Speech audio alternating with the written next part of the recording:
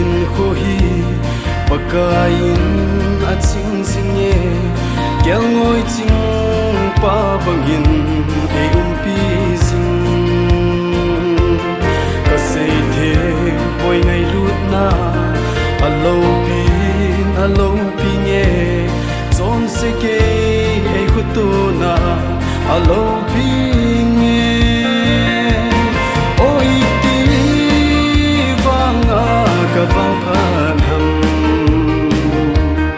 se su ngai lut na ka chan sing hi ate pi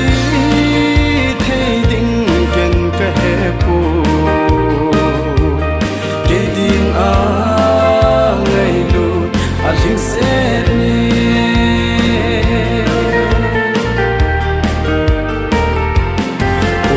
kai na cha ke man ni tin nin ka hlangai sing nang zinga ka hin na hi kit sol sing lung don na le gen theina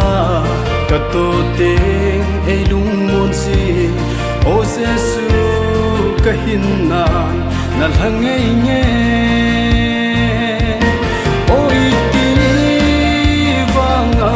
ka vang phan ham se su ngai lut na ka chan sing hi ate pi thei ding ken ka he pu ke din a ngai lut a ling se ni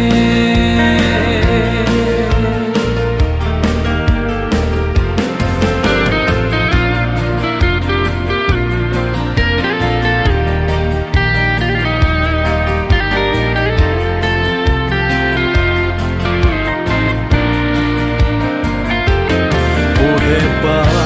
tunin na cha kahin na nang ding ka pe kahin na na vang bo na sa choi le nge uthim ma le lung mon na sala in khong do in ting kahin lai sin na na tong sing ta nge